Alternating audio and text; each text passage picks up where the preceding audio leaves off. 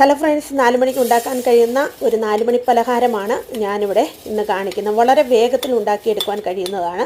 നമ്മളുടെ വീട്ടിലെ കുത്തരി, സാധാരണ ഉപയോഗിക്കുന്ന കുത്തരി 1 കപ്പ് എടുത്ത് നല്ല വൃത്തിക്ക് വാഷ് ചെയ്ത് വെള്ളം പോയതിനു ശേഷം മൺചട്ടിക്കകത്ത് തന്നെ വറുത്തെടുക്കുക.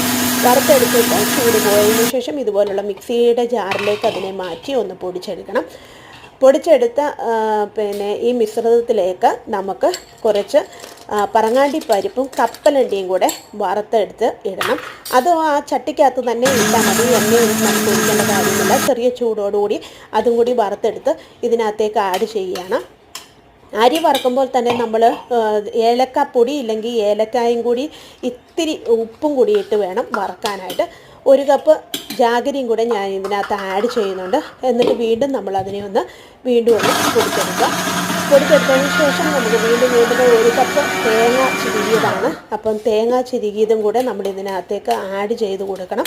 ആഡ് ചെയ്ത് കൊടുത്ത് വീണ്ടും ഒന്ന് നമ്മൾ പൊടിച്ചെടുക്കണം. പൊടിച്ചെടുത്ത് കിട്ടുമ്പോഴത്തേക്കിന് നല്ല ഫൈനായിട്ടുള്ള ഒരു പൊടി നമുക്ക് കിട്ടുന്നതാണ്.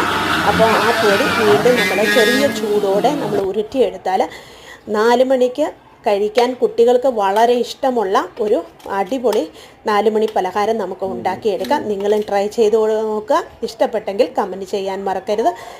Thank you.